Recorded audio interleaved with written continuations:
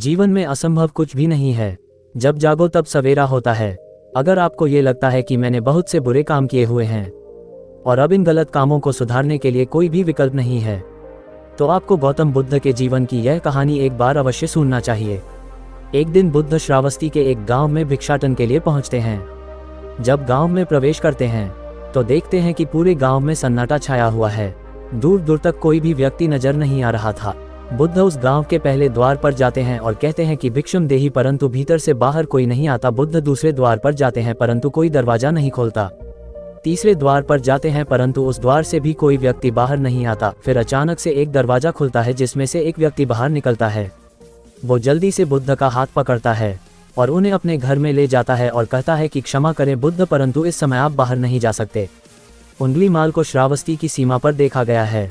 सभी गांव वाले डर के मारे अपने अपने घरों के खिड़कियां और दरवाजे बंद करके बैठे हुए हैं। बुद्ध उस व्यक्ति से पहुंचते हैं, कौन है ये उंगलीमाल, कौन है और उससे इतना भय क्यों है। वह व्यक्ति कहता कि उंगलीमाल एक राक्षस है। उसे जो भी मनुष्य मिलता है, बच्चा, वृद्ध, स्त्री, पुरुष, यहाँ तक कि सन्यासी भी, वो किसी को भी नहीं छोड़ता। महाराज प्रसन्नजीत के सैनिक भी उससे डरते हैं। बुद्ध उनसे पूछते हैं कि वो धन के लालच में ये सब करता है। वो व्यक्ति कहता है कि नहीं, उसे धन का कोई लालच नहीं है। वो जब भी किसी आदमी को मारता है तो उसकी उंगली काटकर अपने गले की माला बनाता है, इसीलिए उसका नाम उंगली माल पड़ गया है। और यह भी सुना है कि जब उसके गले की माला में 100 उंगलियां पूरी हो जाएगी तो उसकी विनाशक शक्तियां और भी ज्यादा बढ़ जाएगी। बुद्ध कहते हैं, आभार हो आपका जो आपने मुझे उसके बारे में बताया। फिर वो व्यक्ति बुद्ध से कहता है कि कृपा कर आप बाहर न जाए, क्योंकि वो आप पर भी वार कर सकता है। बुद्ध कहते हैं, भय से अपनी राह छोड़ दूं, ऐसा मैंने कभी नहीं किया। मुझे भिक्षा मांगता देख जन जन के हृदय में उंगलीमाल भय कम होगा। फिर वो व्यक्ति कहता है, नहीं बुद्ध आप मत जाए, वो बहुत ही ज्यादा खतरनाक है। बुद्ध कहते हैं कि वो खतरनाक नहीं, वो दुखी है और मुझे उसके पास जाना होगा क्योंकि उसे मेरी आवश्यकता है। इतना कहते बुद्ध उस व्यक्ति के पास से चले जाते हैं। कुछ दूर चलने के बाद बुद्ध वन में प्रवेश करते हैं। वन में चारों ओर एक सन्नाटा छाया होता है।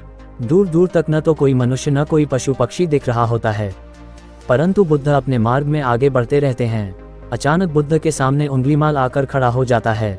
उसका रूप इतना डरावना है कि कोई भी व्यक्ति उसे देखकर ही भयभीत हो जाए। उसके गले में उंगलियों की माला होती है, चेहरा और हाथ रक्त से सने होते हैं और शरीर बलशाली होता है।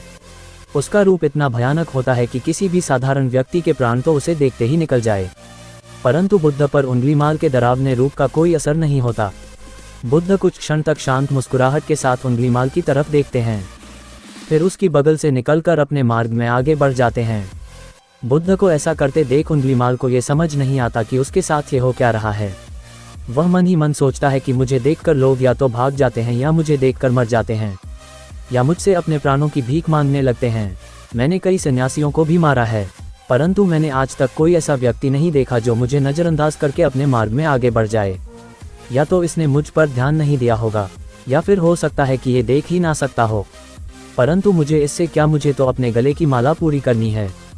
उंगलीमाल बुद्ध को आवाज लगाता है, ए साधु रुक। फिर भी बुद्ध उंगलीमाल को नज़रअंदाज करते हैं और अपने मार्ग में आगे बढ़ते रहते हैं। उंगलीमाल बहुत ज्यादा क्रोध में भरकर बुद्ध को आवाज लगाता है, ए साधु रुक। फिर भी बुद्ध उंगलीमाल को नज़रअंदाज करते हैं और अपने मार्ग में आगे बढ़ते हैं। उंगलीमाल तीसरी बार ज्यादा क्रोध में होकर आवाज लगाता है, ए साधु रुक। बुद्ध रुकते हैं। उंगलीमाल बुद्ध के पास जाता है और कहता है कि मेरे आदेश देने के बाद भी तू रुका क्यों नहीं? मैं तो बहुत पहले ही रुक चुका हूँ, तुम ही चलते जा रहे हो। उंगलीमाल ये समझ ही नहीं पाता कि बुद्ध क्या कह रहे हैं, परंतु वो इतना जरूर समझ जाता है कि सामने खड़ा व्यक्ति उससे थोड़ा भी नहीं डर रहा है। उंगलीमाल बुद्ध को डराने के लिए चिल्लाकर पूछता है, ए साधु तुमको मुझसे भय नहीं लग रहा है क्या? मैं आदिमानव हूँ। बुद्ध कहते हैं कि नहीं, तुम मानव हो। बुद्ध की यह बात सुनकर उंगलीमाल के हृदय पर लगती है। पहली बार उसे किसी ने मानव कहा था, परंतु वो इस बात को नज़रअंदाज करने का प्रयास करता है और बुद्ध से पूछता है कि ये साधु तूने ये क्यों कहा कि तू कब का रुक चुका है, जबकि तू तो चल रहा था, और तूने ये क्यों कहा कि मैं नहीं रुका? बुद्ध कहते हैं कि मैं बहुत पहले ही रुक चुका हूँ, यानी मैंने ऐसे सारे बुरे कृत्य करना पहले ही छोड़ दिया है जिससे भी व्यक्ति को कष्ट पहुँचा सकते हैं। सब जीना चाहते हैं, बस तुम उन्हें करुणा से देखने का प्रयास करो। बुद्ध के ये शब्द दोबारा से उंगलीमाल के हृदय पर चोट करते हैं, परंतु वह दोबारा से बुद्ध की बातों को नज़रअंदाज करने का प्रयास करता है। इस बार वह और क्रोध में भरकर बुद्ध की गर्दन पर अपनी कटारी रख देता है, जिससे वो लोगों की हत्या किया करता था और बुद्ध से चिल्लाकर कहता है, नहीं, मानव में ना तो प्रेम है ना ही करुणा है, सिर्फ छल और कपट है, इसीलिए मैं सबकी हत्या करूंगा और किसी को जीवित नहीं छोड़ूंगा। बुद्ध कहते हैं, तुम्हें लोगों ने बहुत दुख दिया है। उंगलीमाल, क्रूरता मनुष्य अज्ञान के कारण ही करता है। ईर्ष्या, द्वेष, मोह, माया ये सभी अज्ञान की संतानें हैं, परंतु वो व्यक्ति ही है जिसमें दया, करुणा, सद्भाव और समझ का उदय भी होता है। उंगलीमाल, यदि इस जीवन में क्रूर और निष्ठुर लोग हैं तो दयावान भी हैं। बस तुम्हें अपनी आंखों से इस अंधेपन की इस पट्टी को हटाना होगा जो तुम्हें केवल बुराई ही दिखा रही है। तीसरी बार बुद्ध शब्दों को सुन उंगलीमाल का खुद पर से संयम हट जाता है। उसे समझ नहीं आता कि पहली बार उसे अपना आपा इतना कमजोर क्यों महसूस हो रहा है। वो कोशिश तो करता है क्रोध करने की, परंतु कर नहीं पाता। वो बड़ी हिम्मत जुटाकर क्रोधित होने का नाटक करके बुद्ध से कहता है, तुम और व्यक्तियों जैसे नहीं हो। बुद्ध कहता है कि मैं हर व्यक्ति जैसा ही हूँ, बस जागृत हूँ और यह सिद्ध कर रहा हूँ कि हर व्यक्ति में जागने की क्षमता है। मेरा मार्ग क्रूरता को दया में परिवर्तित करता है। उंगलीमाल, तुम अनजाने में घृणा के पद पर हो, बस इस क्षण रुक जाओ। तुम्हारे भीतर भी यह क्षमता है कि तुम दया और करुणा के पद पर भी चल सको।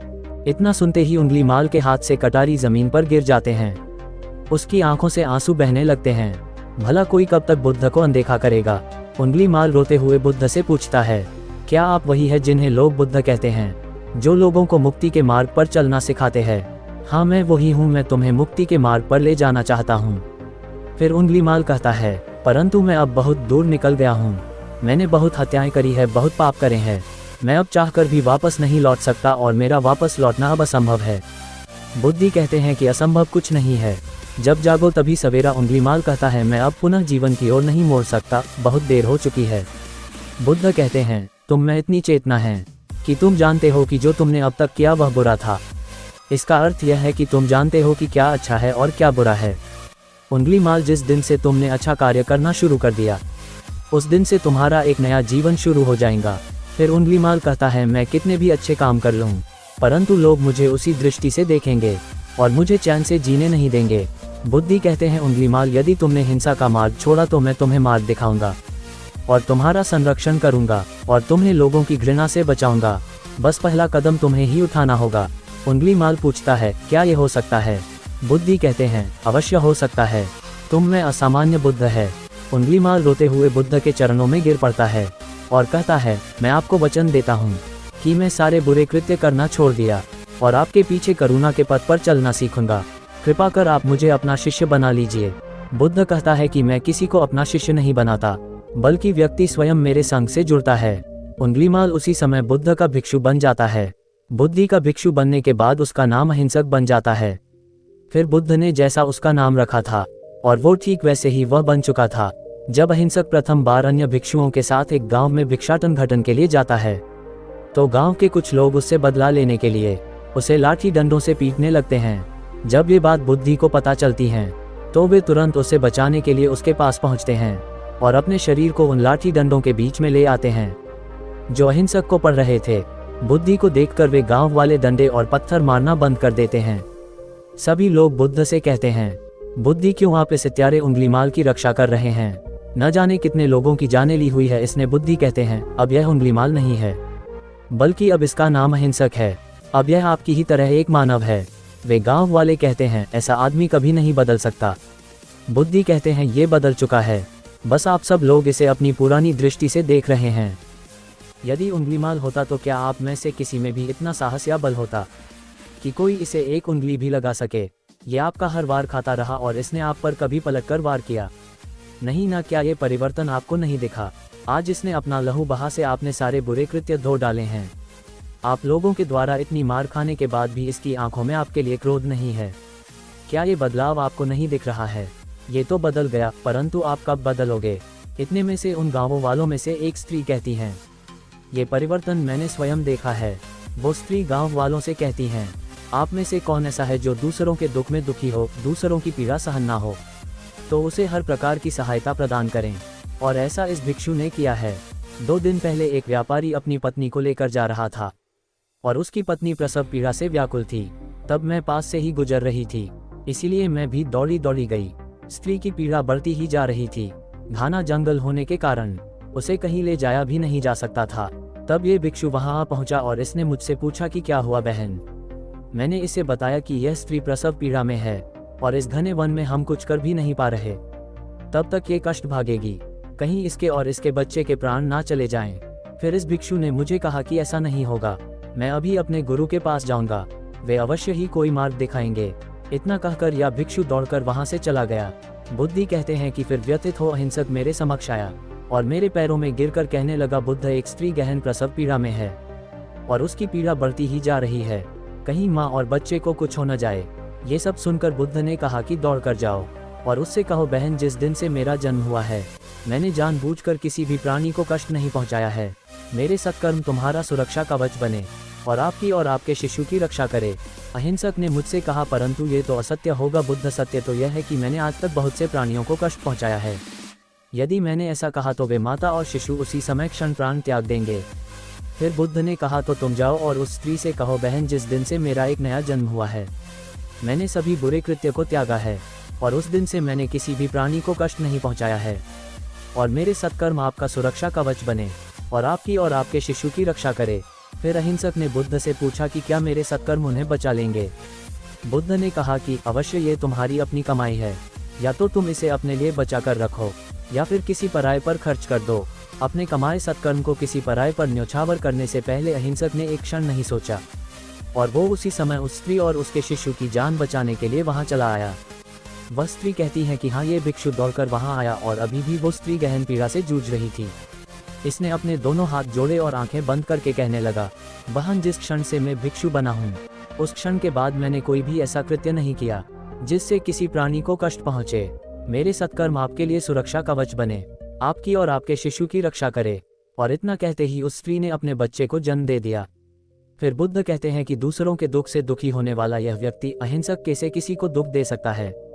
यदि ये भिक्षु मन का सच्चा ना होता तो वह स्त्री कब के अपने प्राण त्याग चुकी होती।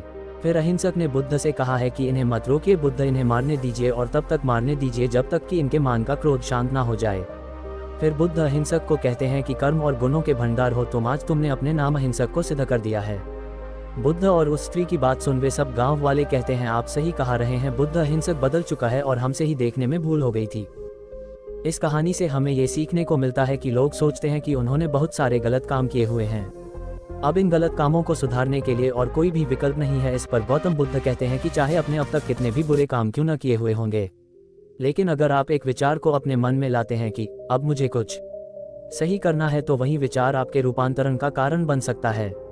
पर सबसे जरूरी बात यह है कि क्या आप पहला कदम उठाने के लिए तैयार है।